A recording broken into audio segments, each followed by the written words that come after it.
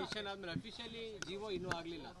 ಆಡಳಿತ ಇಲಾಖೆ ಬರೀ ತುರ್ತು ಆದೇಶ ಮಾಡಿದ್ದಾರೆ. ಹೊಸ ಮಾರ್ಗಸೂಚಿ ಬರೋ ತನಕ ಇದನ್ನ ಫಾಲೋ ಮಾಡಿ ಅಂತ ಹೇಳಿದ್ದಾರೆ. ಮಾರ್ಗಸೂಚಿಯಲ್ಲಿ ಯಾವಾಗ ಆಗ್ತಿದೆ? ಯಾಕಂದ್ರೆ ತುಂಬಾ ಜನ ಕನ್ಫ್ಯೂಷನ್ಸ್ ಇದೆ, ಪರ್ಮಿಷನ್ ಕೊಡಬೇಕಾ ಬೇಡವಾ ಈ ಥರದ್ದು.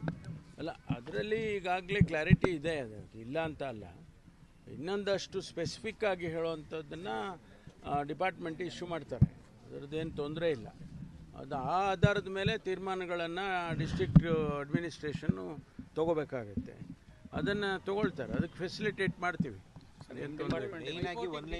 ಅನುಮತಿಗಳು ಕೇಳಕ್ಕೆ ಈಗ ಚಿತ್ತಾಪುರದ ಉದಾಹರಣೆ ತಗೊಂಡ್ರೆ ಅವತ್ತು ಬೇರೆಯವರು ಕೂಡ ಅವತ್ತೇ ನಮಗೆ ಕೊಡಿ ಅನ್ನುವಂಥ ಇದು ಇಂಟೆನ್ಷನಲ್ಲಿ ಆಗ್ತಾ ಇದೆ, ಸಂಘರ್ಷ ಕಾರಣ ಆಗ್ತಾ ಇದೆ ಅಂತ. ಸಂಘರ್ಷ ಗೊತ್ತಿಲ್ಲ ನನಗೆ, ಆದರೆ ಅವರು ಕೇಳಿದ್ದಾರೆ, ಬೇರೆ ಬೇರೆ ಆರ್ಗನೈಸೇಷನ್ನು ಕೇಳಿದ್ದಾರೆ. ಅದು ತೀರ್ಮಾನ ಸ್ಥಳೀಯವಾಗಿ ಡಿಸ್ಟ್ರಿಕ್ಟ್ ಅಡ್ಮಿನಿಸ್ಟ್ರೇಷನ್ ಅವರು ನಮ್ಮ ಏನು ಸರ್ಕಾರದ ಸುತ್ತೋಲೆ ಇದೆ ಅಥವಾ ಗೈಡ್ಲೈನ್ಸ್ ಇದೆ ಅದರ ಆಧಾರದ ಮೇಲೆ ತೊಗೊಳ್ತಾರೆ. ಅದಕ್ಕೆ ನಾವು ಆ ಸುತ್ತೋಲೆಯನ್ನು ಹೊರಡಿಸಿರ್ತಕ್ಕಂಥದ್ದು ಈಸಿ ಆಗಲಿ ಡಿಸ್ಟ್ರಿಕ್ಟ್ ಅಡ್ಮಿನಿಸ್ಟ್ರೇಷನ್ಗೆ.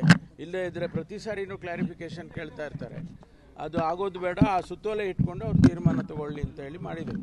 ಟಾರ್ಗೆಟ್ ಮಾಡಿದ್ದಾರೆ ಅನ್ನೋದು ಪದೇ ಪದೇ ಬರ್ತಾ ಇದೆ. ಜೊತೆಗೆ RSS ಮಾತ್ರ ಇದು ನೋಡಿ, ನಮ್ಮ ಸುತ್ತೋಲೆ ಅಥವಾ ಆದೇಶನ ತಾವು ನೋಡಿದ್ದೀರ ಅಂತ ಅಂದ್ಕೊಂಡಿದ್ದೀನಿ.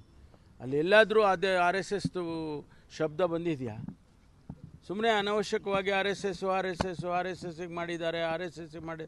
ನಾವು RSSಗೆ ಒಬ್ಬರಿಗೆ ಮಾಡಲಿಲ್ಲ, RSSನ್ನು ದೃಷ್ಟಿ ಇಟ್ಕೊಂಡೇ ಮಾಡಿಲ್ಲ.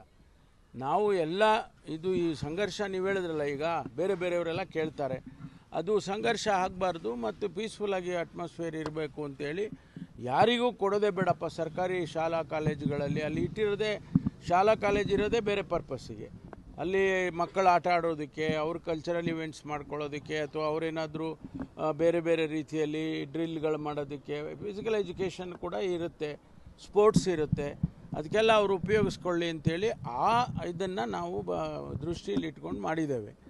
ಅದರಲ್ಲಿ ಒಬ್ಬರಿಗೆ ಮಾಡಿದರೆ, ಈಗ 2013ರಲ್ಲಿ ಮಾನ್ಯ ಜಗದೀಶ್ ಶೆಟ್ಟರ್ ಅವರು ಮುಖ್ಯಮಂತ್ರಿ ಇದ್ದಾಗ ಎಜುಕೇಷನ್ ಡಿಪಾರ್ಟ್ಮೆಂಟಿಂದ ಆದೇಶ ಹೊರತು. ಯಾಕೆ ಹೊರತು?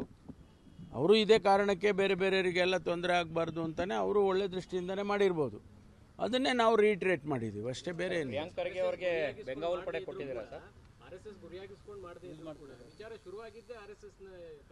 ಯಾವುದಾದ್ರೂ ಒಂದು ಸಮಸ್ಯೆ ಬಂದಾಗ ಒಂದು ಸೊಲ್ಯೂಷನ್ ಕಂಡುಹಿಡಿಬೇಕಲ್ವಾ? ಯಾವುದಾರ ಒಂದು ಸಮಸ್ಯೆ ಬಂದರೆ ಆ ಸಮಸ್ಯೆಗೆ ಉತ್ತರ ಕಂಡುಹಿಡಿಬೇಕಲ್ವ, ಅದಕ್ಕೆ ಸರ್ಕಾರ ಇರೋದು. ಈಗ ಸಮಸ್ಯೆ ಬಂತು, RSS ದೃಷ್ಟಿಯಿಂದನೇ ಬಂತು ಅಂತ ಇಟ್ಕೊಳ್ಳೋಣ. ಆ ಸಮಸ್ಯೆ ಬಂದಾಗ ಸಂಘರ್ಷಕ್ಕೆ ನಾವು ಅವಕಾಶ ಮಾಡಿಕೊಡದೆ ಪೀಸ್ಫುಲ್ಲಾಗಿ ಆಗಲಿ ಅಂತೇಳಿ ನಾವು ಮಾಡಿದ್ದೀವಿ.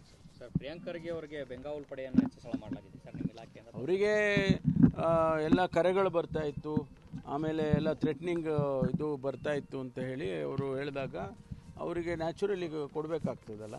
ಒಬ್ಬ ಸಚಿವರಿಗೆ, ಒಬ್ಬ ಕ್ಯಾಬಿನೆಟ್ ದರ್ಜೆ ಸಚಿವರಿಗೆ ನಾವು ಅಷ್ಟು ರಕ್ಷಣೆ ಕೊಡಲಿಲ್ಲ ಅಂತ ಹೇಳಿದ್ರೆ ಸರ್ಕಾರ ಇದ್ದು ಏನು ಪ್ರಯೋಜನ? ಸರ್, ಹಾಗೆ ಬೆಂಗಳೂರು ಹೊರವಲಯದಲ್ಲಿ ಗ್ಯಾಂಗ್ ರೇಪ್ ಆಗಿದೆ.